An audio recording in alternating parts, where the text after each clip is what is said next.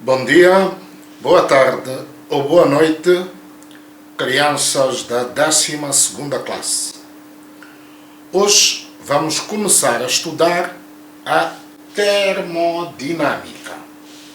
A termodinâmica engloba muitos assuntos. Vamos começar por estudar o comportamento dos gases, mais especificamente aquilo que chamamos de gases ideais ou gases perfeitos. Um gás é uma substância que normalmente está fechada dentro de um recipiente. Por exemplo, num isqueiro ou numa botija de gás de cozinha, etc, etc, etc. Os gases ideais são aqueles em que a velocidade das partículas, a velocidade média das partículas se mantém constante, ok? Estas partículas são desprezíveis, têm tamanho desprezível comparativamente com o recipiente onde elas estão. E os choques entre elas, porque elas se movem, os choques entre elas são perfeitamente elásticos. Quer dizer que as partículas chocam e separam-se. Não há perdas de energia. As partículas chocam entre elas e chocam com as paredes do recipiente. É isto que é um gás ideal ou perfeito. Para estudarmos os gases, temos que perceber três parâmetros, três grandezas fundamentais no estudo dos gases, que são chamados parâmetros de estado ou grandezas de estado. Quais são essas grandezas de estado? A pressão. O gás dentro do recipiente encontra-se a uma certa pressão. No Sistema Internacional de Unidades, a pressão é medida em Pascal ou Newton por metro quadrado, mas também é comum medirmos a pressão em atmosferas.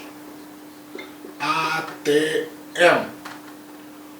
Uma atmosfera é aproximadamente igual a 10 elevado a 5 pascais, ou 10 elevado a 5 newton por metro quadrado. Portanto, pressão, primeiro parâmetro de estado. Segundo parâmetro de estado, o volume que o gás ocupa. Já? O volume é medido no Sistema Internacional em metro cúbico, mas também pode ser medido em centímetro cúbico. 1 centímetro cúbico, 10 elevado a menos 6 metros cúbicos. O volume também pode ser medido em litros. 1 litro, 10 elevado a menos 3 metros cúbicos. No Sistema Internacional, a unidade de volume é o metro cúbico. Outro parâmetro de estado, o terceiro parâmetro de estado, a temperatura a que o gás se encontra. A temperatura de um gás, quando estudamos a termodinâmica, é medida em Kelvin, unidade de temperatura no Sistema Internacional. Lembrar que a temperatura em Kelvin é igual à temperatura centígrada mais 273. Por exemplo, hoje a temperatura está mais ou menos a 27 graus centígrados, então faríamos 27 mais 273, 300 Kelvin seria a temperatura do gás no sistema internacional, em Kelvin sempre. Temperatura do gás sempre no sistema internacional, sempre em Kelvin. Ok. Vamos supor que nós temos um gás que se encontra a uma pressão P1, ocupa um volume V1 e esteja a uma temperatura T1. Nós dizemos que o gás está no estado termodinâmico 1. Mas, se por qualquer motivo um destes parâmetros, basta um destes parâmetros variar, por exemplo, se a pressão aumentar, pelo menos um dos outros dois também vai variar. Se variarmos a pressão, pelo menos o volume ou a temperatura vão variar. E então o gás vai passar para o estado termodinâmico 2, onde se encontra uma pressão P2, ocupando um volume V2 e uma temperatura T2. Temperatura sempre em Kelvin. Ok. A partir de agora nós vamos estudar alguns processos termodinâmicos, algumas transformações termodinâmicas especiais. São chamados isoprocessos, onde um destes parâmetros se vai manter constante. Temos 3 isoprocessos. A transformação isotérmica, que já vamos ver. A transformação isobárica e a transformação isovolumétrica. Vamos começar por ver a transformação isotérmica. O nome em si já diz.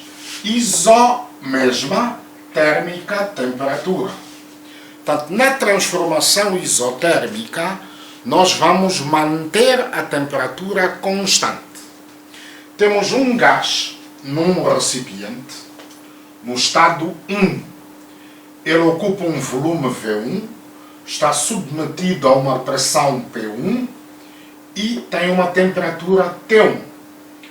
Nós vamos empurrar este êmbolo para baixo, vamos fazer uma força aqui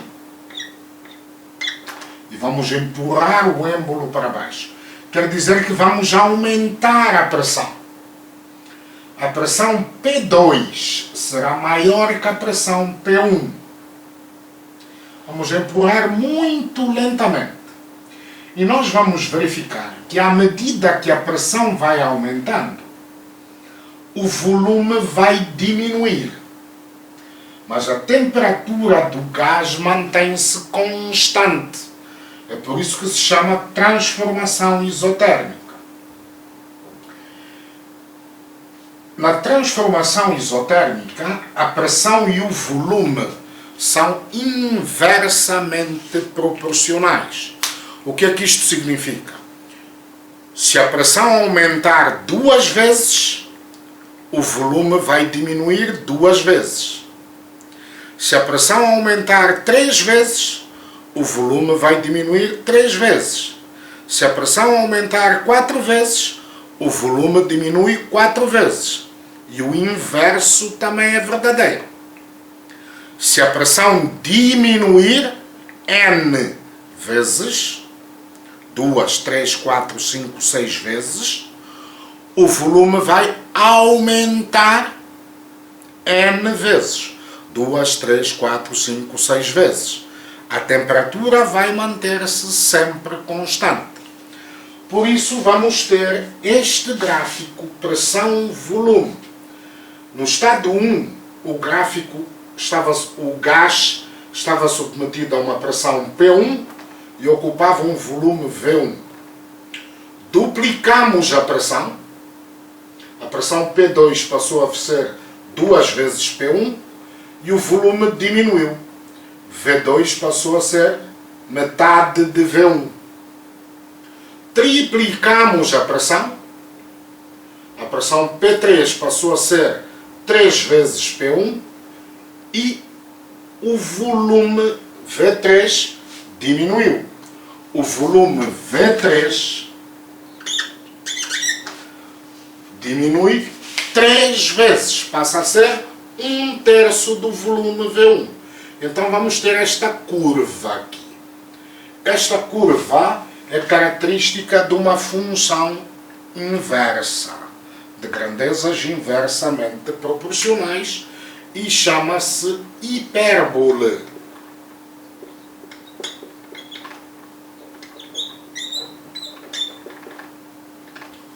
Ou também lhe podemos chamar isoterma.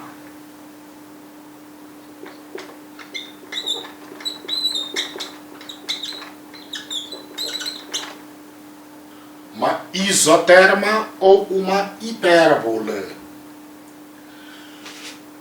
No caso do gráfico pressão-temperatura, a pressão vai aumentar. Ali está a aumentar a pressão de P1 para P2, mas a temperatura vai se manter constante. Por isso, o gráfico mostra que a temperatura é sempre constante, sempre a mesma.